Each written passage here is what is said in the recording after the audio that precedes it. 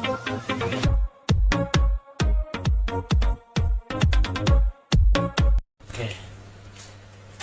Ya, hari ini kita sampai di Kejadian pasal yang ke-12. Kejadian berapa, Dek? 12. Nah, ini tentang panggilan Abraham. Abram, nama sebelumnya disebut Abram. Kemudian nanti berubah menjadi Abraham. Nah, menarik kalau kita bicara tentang Abraham. Ada lagunya seperti apa? Bapak Abraham mempunyai banyak sekali anak-anak, aku anaknya, dan kau juga. Mari puji Tuhan, tangan kanan, tangan kiri. Nah, itu lagunya seperti itu. Lalu duduk. Nah, kalau bahas tentang Abraham, ini panjang ceritanya, tapi kita mulai saja dulu. Abraham dipanggil.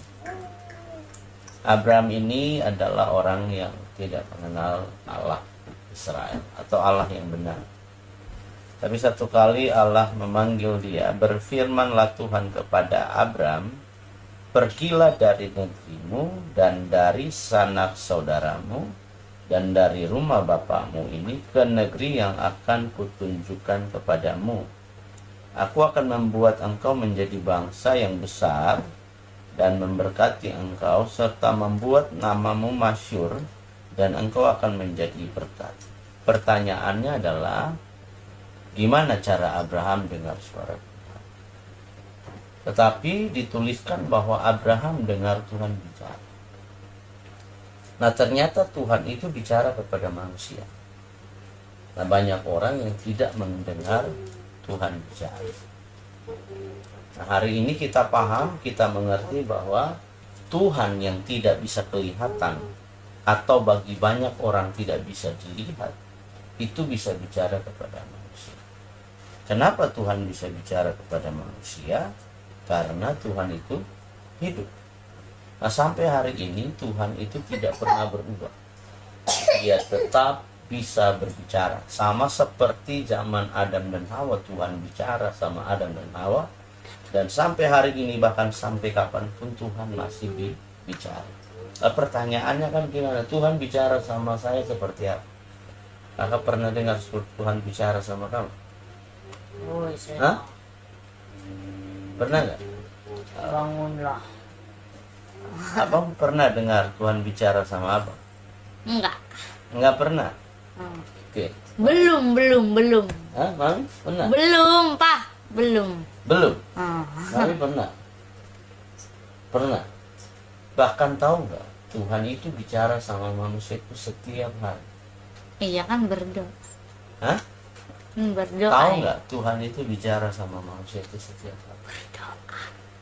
Nggak kayak begitu. Tuhan Hah? itu bicara Gimana? lewat banyak hal.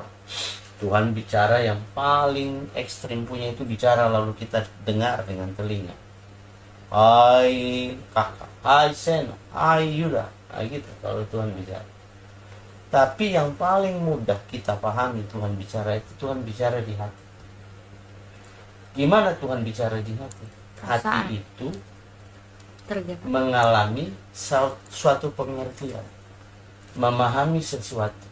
Contoh kayak begini, ini sesuatu salah, dan kemudian di hati kita mengerti bahwa ini salah, Nah, memahami bahwa itu salah. Kemudian kita mengerti bahwa firman Tuhan bilang itu nggak boleh. Itu Tuhan bicara. Jadi Tuhan bicara itu nggak seperti yang dipikirkan orang itu susah banget. Enggak. Tuhan bicara lewat hati kita. Tuhan bicara lewat pikiran. Tuhan bicara lewat orang tua, orang lain. Tuhan bicara lewat sekitar kita. Hal-hal yang membuat kita mengerti bahwa kebenarannya seperti ini, yang Tuhan mau seperti ini, yang Tuhan kehendaki. Nah, kadang-kadang Tuhan sudah bicara, kamu tuh terlalu melawan orang tuamu, kamu tuh terlalu memaksakan dirimu. Di hati kamu mengerti bahwa kamu itu terlalu memaksakan kehendak kamu. Tapi kita tidak mau mengerti tentang hal itu. Tidak mau mengerti. Contoh nih, itu kan di hati itu kan awalnya kan sudah jangan kan, tapi maksa kan. Nah akhirnya kejadian kan itu. Karena kita ini makhluk jasmani, kemudian kita juga sekaligus makhluk rohani. Kita punya apa? Tubuh, jiwa dan apa? Pikiran. Tubuh, jiwa dan Pikiran. Roh. tubuh, jiwa dan. Roh. Nah Tuhan bicara di dalam jiwa kita, yang menyadarkan kita mengerti dan memahami. Jadi kadang-kadang kita tuh nggak perlu diajarin orang loh tentang oh ini buruk, ini jahat, ini tidak. Nggak perlu. Nanti itu bicara, batin kita bicara. Kalau kita berbuat sesuatu yang tidak benar. Nah, tapi kadang-kadang waktu Tuhan sudah bicara, kita maksa nggak usah. Enggak, dan sebagainya. Hantam terus. Nah, Abraham waktu dengar suara Tuhan, apa yang dia buat? Keluar, pergi. Jadi kalau kita dengar suara Tuhan, kalau Tuhan mengajak kita keluar dari hal-hal yang tidak benar, pergi, lakukan.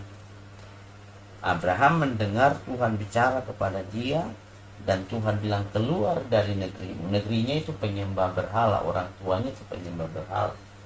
Mereka tidak mengenal Tuhan.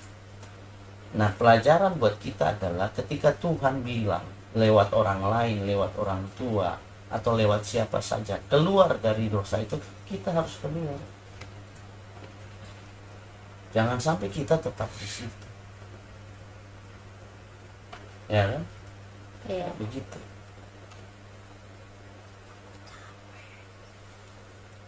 Kita harus tetap, kita harus keluar. Abraham ambil keputusan untuk pergi dari cara hidup itu. Nah, orang Kristen tidak boleh hidup dengan cara yang lama, yang malas berdoa, tidak baca Alkitab.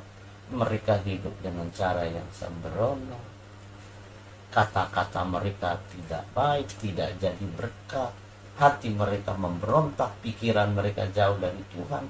Mereka tidak suka dengan persekutuan, mereka suka perselingkuhan. Perselingkuhan itu kayak apa? Perselingkuhan rohani. Seperti apa? Ketika kita mencintai yang lain lebih dari Tuhan, itu perselingkuhan rohani. Jadi kalau kamu dengar lagu musik duniawi lebih dari lagu yang tentang firman Tuhan, itu tidak benar. Tahu kakak. Tahu kakak terus lu ngapain? Orang kakak. Hah? Kan kakak sering dengar. Masuk situ. Potong dulu, potong. Ikutan banget. Jadi harus keluar dari cara hidup yang lama. Gak boleh tinggal di dalam cara hidup yang lama. Cara untuk supaya mengalami hidup yang baru, keluar, tinggalkan. Ya. Itu sampai situ dulu kita bahas.